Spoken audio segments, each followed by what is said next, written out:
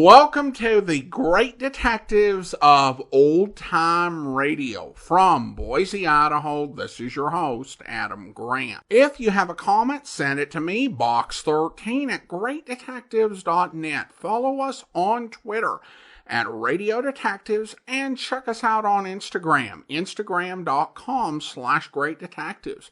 Today's program is brought to you in part by the financial support of our listeners. You can support the show on a one-time basis using the Zelle app to box13 at greatdetectives.net.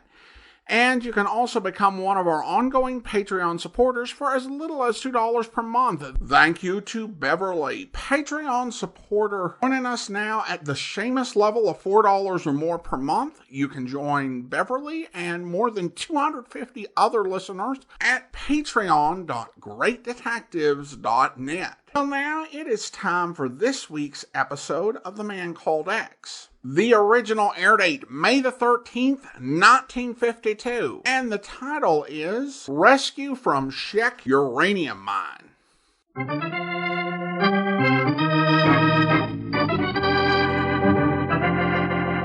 Listen to Herbert Marshall as The Man Called X.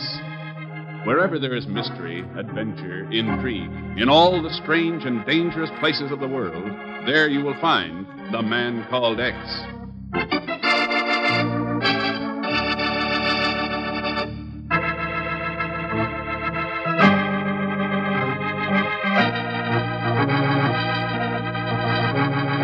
The time is shortly after midnight. Somewhere in the U.S. zone of Germany, an Army transport plane has taken off from a secret airbase and with throttles wide open is roaring through the moonless night, roaring toward the east, toward Czechoslovakia and the Iron Curtain. Ken, you can't do it. You're signing your own death warrant. Maybe. What else can you call parachuting into Czechoslovakia, trying to work your way into the Yakimov uranium mines? Look, Chief. Johann Werner was an old friend. The report from Prague says he's been sentenced to slave labor in those mines. I'm going to try and get him out. I know how you feel about Werner, but Ken, you're too valuable a man to throw your life away like this. No man's life is as valuable as freedom. And Johann Werner is one of the leaders of the Czech underground, one of the men who's trying to keep freedom alive. Sure he is, but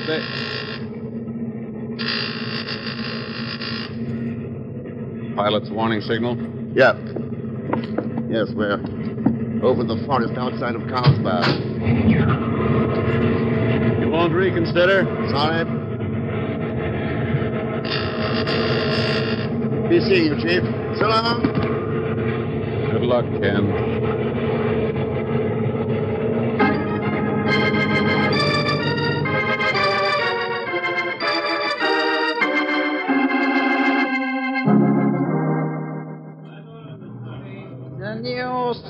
The news. Read of the latest glorious pronouncement from Moscow. The news. Read of the news. The news. A copy of the Carlsbad Zeitung, please. Ja, mein Herr. Die Zeitung. Thanks. Here. Dankeschön, mein... This coin you gave me, mein Herr. It has the face of Jan Masaryk on it. That's right. But these coins have all been recalled. They are verboten by our government since Masaryk was... Since our former president died. Yes, I understand there's still a demand for them, for private circulation. Well? The Grünwald Pottery Mills, 79 Zillenstrasse. Purchase from 1980 in Moravian, China. Offers a coin in payment. Thanks. Thanks very much. The news.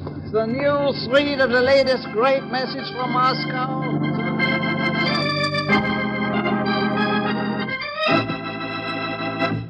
Here you are, mein Herr. Our finest examples of Moravian china. And I warn you, they are very expensive. Yeah, I imagine they are, Fräulein Grunwald. Would this be enough to pay for them? Who sent you? The news vendor on the Leninstrasse. What do you wish? A way to get into the Yakimov uranium mines. You wish to arrange the escape of Johann Werner. Do I? Only 5 of our leaders possess coins like that. Johann Werner is one of them. Also, he is imprisoned at Yakimov. So? First, we must give you a new personality. That of Hans Obdal. Hans Obdal. Registration cards, police permits, ration cards, everything. And then? You will go to the Hradec mineral bath. For 3 days, at exactly 2 o'clock, you will bathe in pool number 7. Upon one of those days, somebody will contact you. How will I know when it's the right person? When you enter the Yakimov mines.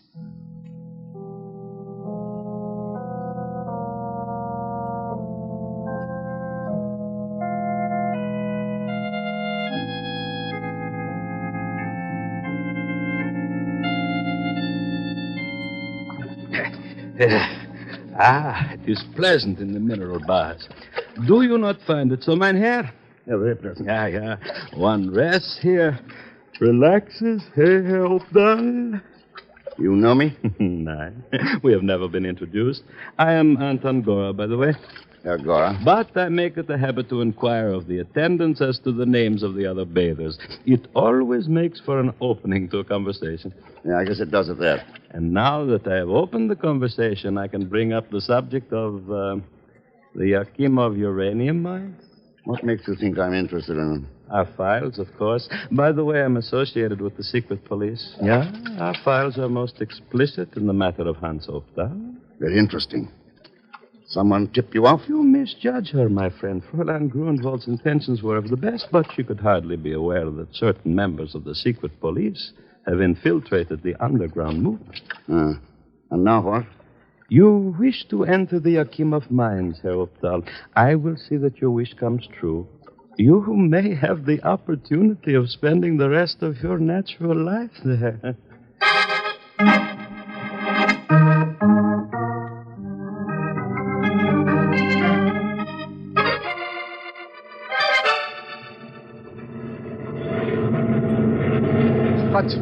But I don't want to go behind no iron curtains, Mr. Chief. Honest, I don't. Del Schmidt, you're going into Czechoslovakia. But, Mr. Chief... Ken Thurston's been missing for 4 weeks. All our regular sources of information have drawn blanks. Now it's going to be up to you. But I can't find out nothing about what's going on in Czechoslovakia. Don't give me that. You've got cousins mixed up in every dirty racket in the world. You'll find plenty of them in Carlsbad. Oops. What was that? The pilot's warning signal. Hey, what did you open the door for? Because you're going to jump. Jump? Oh, no. You've got a parachute. Oops. There's your signal. Jump. But, Mr. Chief... Del Schmidt. It's Uranium!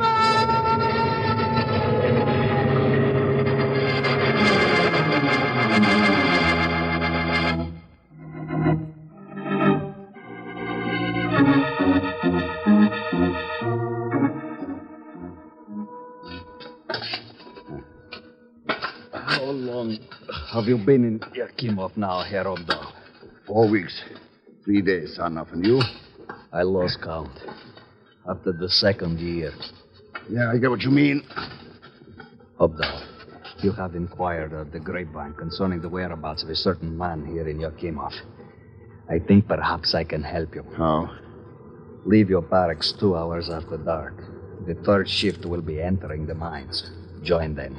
I can't get back into the mines, son of. The guards will stop me at the checkpoint. You do not have to enter. Just this side of the checkpoint is a tool shed. In there you find the man you seek.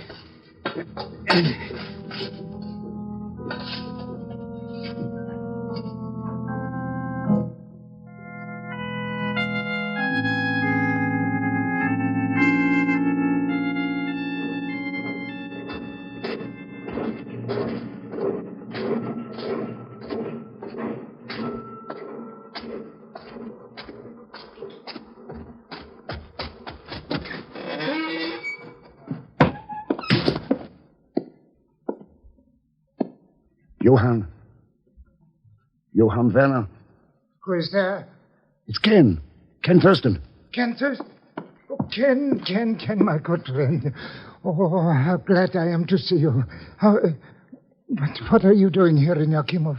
I came to get you out. Oh, no, this is sheer madness, Ken. You have given up your own life for the sake of mine. There is no possible way to escape. I spent 4 weeks and 3 days here trying to prove otherwise, Johann. I think maybe I've succeeded.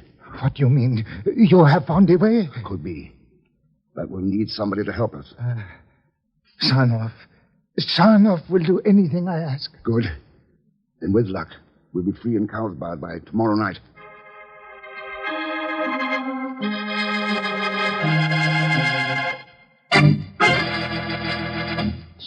comrade Sarnoff. They expect to be free in Carlsbad by tomorrow night. That is right, Comrade Gora. That is why this man, Obdal, wished to contact Berna to assist him in his escape. Very interesting, very interesting. It proves my wisdom in giving Obdal enough rope to hang himself. Let us visit him at once. But they are desperate, Comrade. They will know I am a traitor. They will kill me. You alarm yourself unduly, Comrade Sarnoff. Or did I neglect to inform you that at the end of the visit, they will both be dead?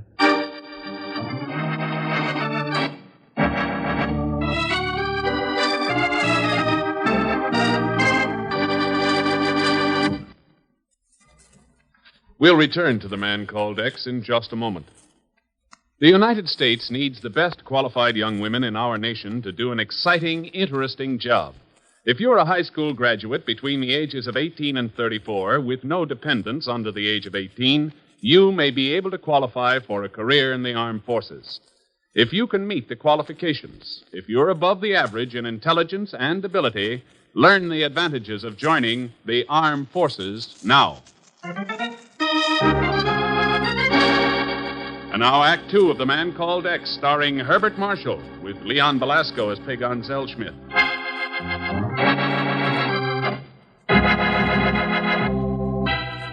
A sentence of life imprisonment in the uranium mines at Yakimov, Czechoslovakia. That is the result of Ken Thurston's desperate attempt to help Johann Werner, Czech underground leader, to escape from those mines.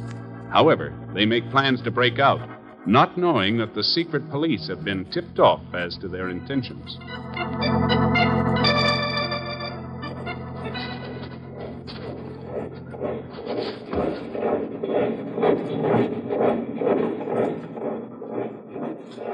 Did you see that Ken guards heading for the tool shed? Yeah.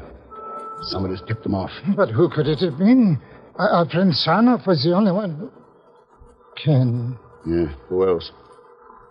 Lucky we got out of that shed in time. Lucky. What difference does it make now that they know there is no longer any hope for escape? Is there any way we can get into the mine without being stopped at the checkpoint? Yes, there is one. An old exit shaft near the tailings. Good. Let's head for it. But, Ken, what good will it do us to go into the mine? It's our only hope of getting out of it.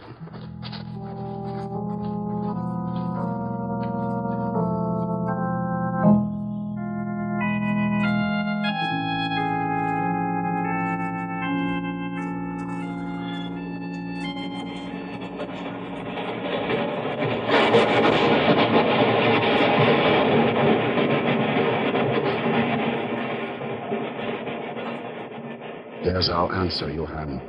The ore cars. I still do not understand. They leave the mine for the rail yards on this gravity switchback. Then they made up into freight trains and hauled into Carlsbad. Oh, no. It is no good, Ken. They search every square inch of those trains before they leave the yards. They don't empty the ore cars to search them. You mean we should bury ourselves beneath the ore? That's right. But we could be crushed to death, perhaps suffocate. What do you think will happen if Anton Gora gets his hands on us?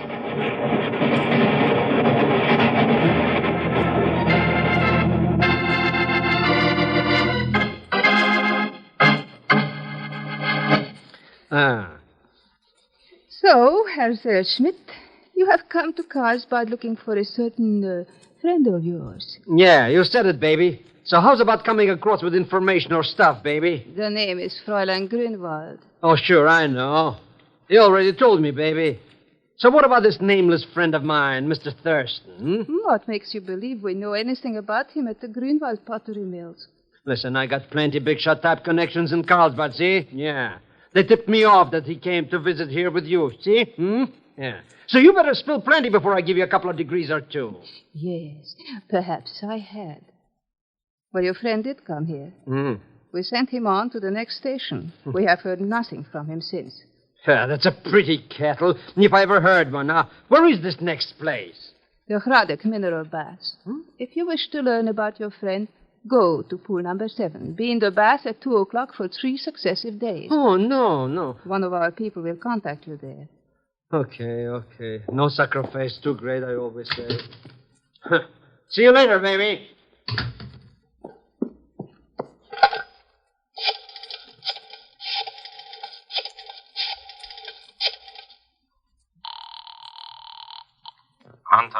Werner here. Anton, this is Ilsa. So? I have just sent a visitor to the bath. His name is Terschmidt. He's looking for the other one. And listen, Anton, the other one's true name is Thurston. Thurston? The one we suspect of being the man called X? Exactly. It has paid us well to play our little waiting game, Anton. Has it? Of course. If we had turned him over to the NKVD 4 weeks ago, they would have got all the credit. Now, we turned the man called X over to Moscow. I'm certain the rewards will be most generous. I do not like to disillusion you, Ilsa, but Thurston has already made his move. Both he and Werner are missing. Missing? You fool! How could you have allowed that to happen? Why be so alarmed, Ilsa? If they do succeed in escaping from Yakimov, they must head for Carlsbad. Ah, yes, of course. Mm-hmm. And as I said, Anton, I'm certain the rewards from Moscow will be most generous.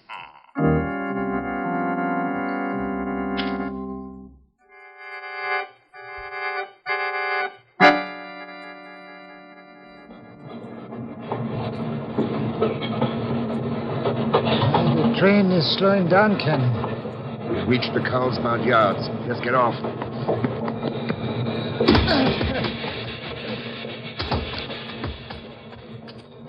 Carlsbad. I'd have never hoped to see it again. We're not out of the woods yet. We've got to find a safe place to hide out. Then there is but one place for us to go, one person whom we can trust. You mean Ilse Grunwald? Yes.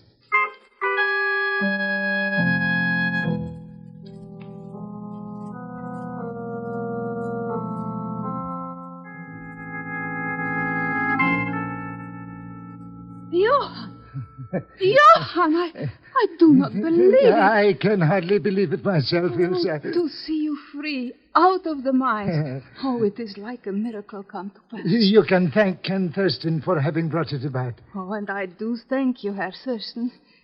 Well, now, let's see. We will arrange a hiding place in the Bavarian forests. A new headquarters from which Johann can guide the destinies of our people. I'm afraid that won't do. What? I do not understand. It is Ken's opinion that I must leave the country. Leave? Czechoslovakia? Oh, no, Johann, that is impossible. Why? Well, he's needed here too badly to give our people strength, hope for the future. He's needed for that on the outside, too. Where he won't be stymied by the secret police, where he can tell the whole world about the situation here. But we would have to get you safely across the border. How could it be done? Where would you go? The U.S. zone of Germany, just across the border from the town of Cheb. Cheb? There are military installations there. It is the worst possible place to attempt a cross. Not for military men, Ilsa. Get us army officer uniforms, official credentials. We take the train for Cheb, midnight tonight.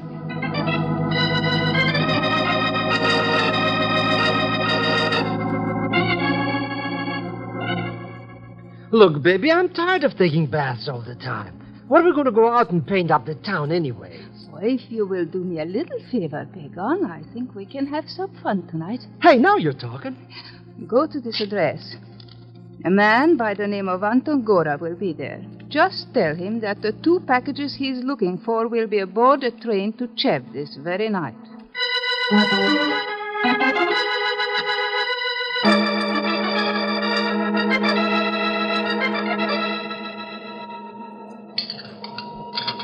So far, so good, Ken. In 1 hour, we will be in Cheb and make good our escape across the border. It looks like it, Johann.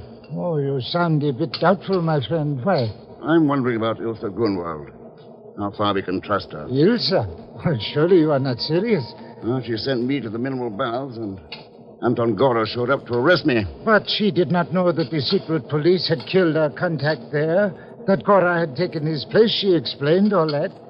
Can she explain what Gora's doing aboard this train? What? Yeah. Good evening, my friend. Do you mind if I share your table with you? No, come right ahead. Thank you. Well, gentlemen, I trust you find the accommodations of our military train satisfactory. I would not wish you to be uncomfortable on your journey to Cheb. Mr. X? Mr. X. It was the babbling tongue of a charmingly obnoxious aide of yours. Pagon Zellschmidt. Yes, we found him most amusing. I'll bet. By the way, he has flown to Cheb with the lovely Ilsa in the mistaken belief that he will help you to escape from Czechoslovakia tonight. I am afraid the wait at the airport will be a long one for him. Yeah. So what goes now? Oh, it is quite simple, Herr Thurston. I shall see to it personally that the two of you make your way safely to the German border. You mean you will help us escape from Cheb? Oh, sure.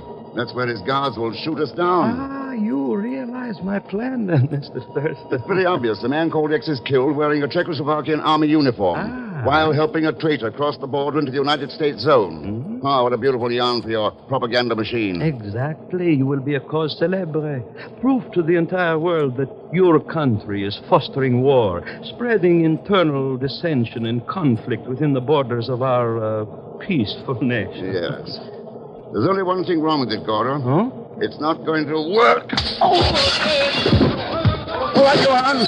To the platform of the car. Yes, I'm with you, Ken. This way. Now what? We jump. Oh, it is no use. The whole countryside will be alerted. We will never get through the forest now. But you can't go through a wall. You've got to go over it. Come on, jump.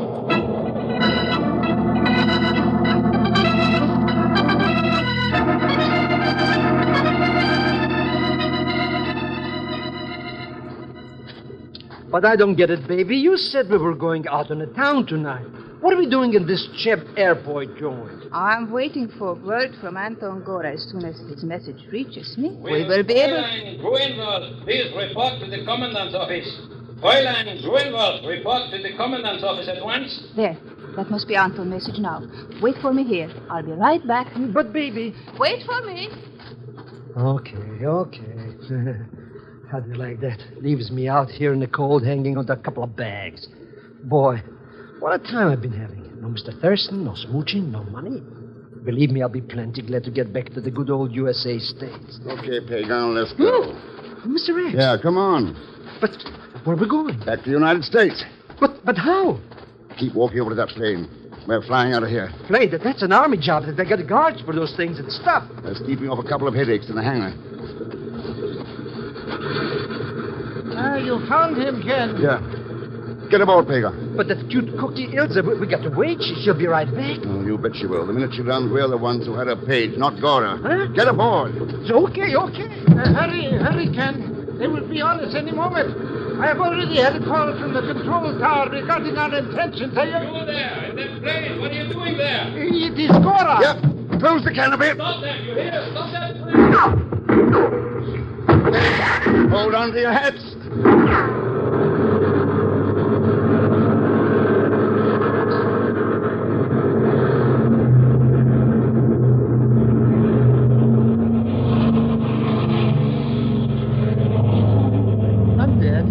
I'm dead. Oh, quiet, you idiot. We're out of range. We'll be in the U.S. zone in 15 minutes. We will? Hey, how do you like that? I did it. I got you both out of Czechoslovakia. Oh, sure. Yes, we are out, Ken. And I am leaving my beloved country, perhaps forever. You'll be back. You forget. It is in the hands of dictators. My people are enslaved. Don't take my word for it, Johann. Take a look at history. And the man who once said that no nation can exist half slave and half free. That goes for the world, too. You'll be back.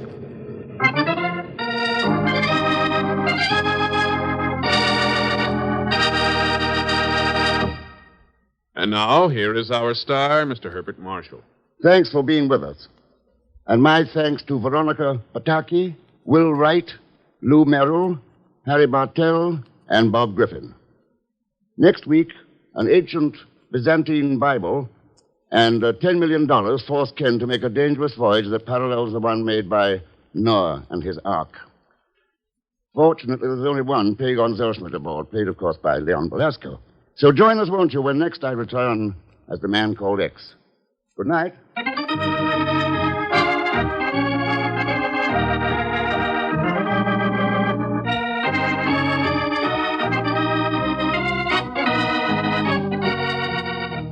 The Man Called X, starring Herbert Marshall, is a J. Richard Kennedy production with music by Milton Charles. The story is written by Sidney Marshall. This program is directed by Jack Johnstone. All characters and incidents on this program are fictitious, and any resemblance to actual characters or incidents is purely coincidental. And now, until next week, same time and station, this is Hal Gibney saying goodnight for The Man Called X.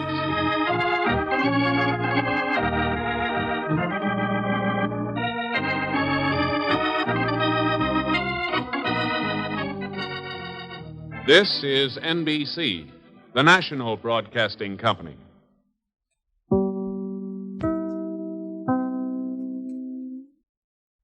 Welcome back. I think in the first scene, the chief definitely had a point. However, when Ken has gotten to the point where either by getting the chief's approval or by going over the chief's head that he is approved to parachute in and he's got the aircraft requisition, I think the time for this discussion would be past. So I guess they're just trying to be dramatic.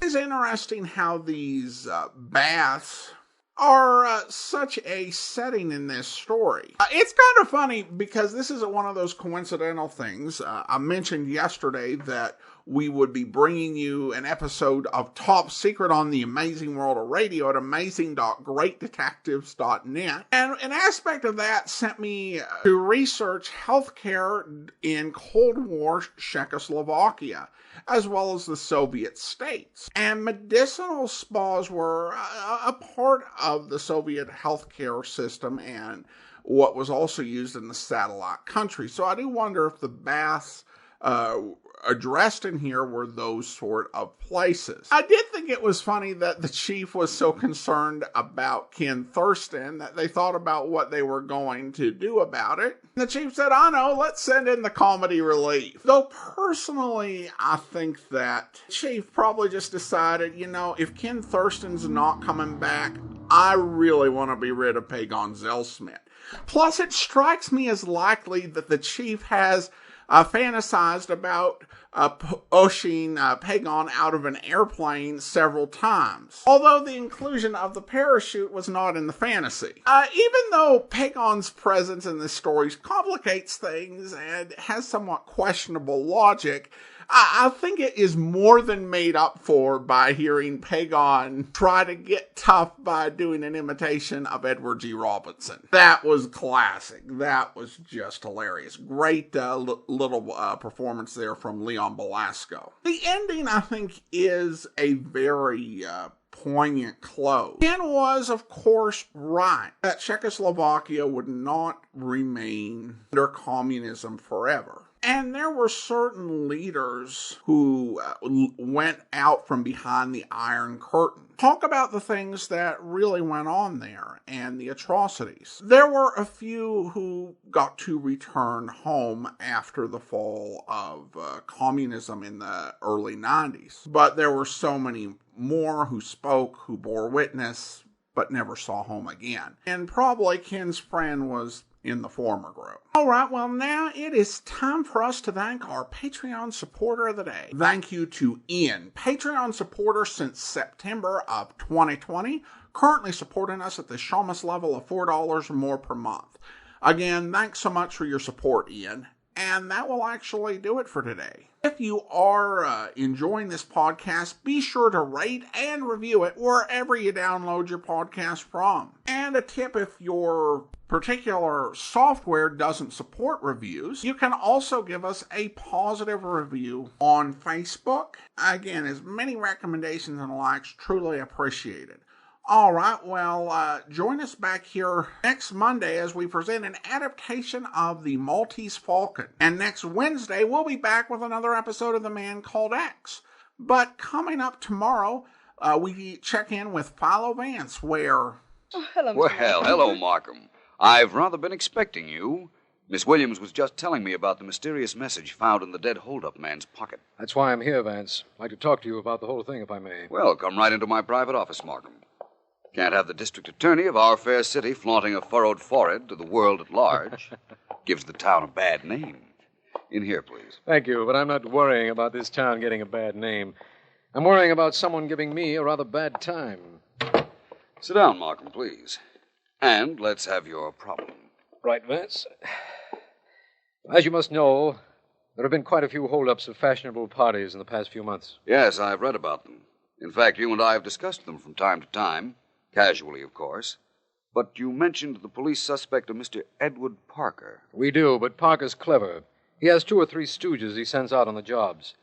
But let's take that robbery last night up on 58th Street. The one where one of the thieves shot his buddy after the police had wounded him. What about it, Markham? We found a slip of paper in the dead man's pocket, Vance. It said just 2 words. Live on. Then we intercepted a message Ed Parker was telephoning to someone. That message said, "Hole pin." Those words have some kind of meaning, I'm sure. They most certainly have, Markham. A very definite meaning.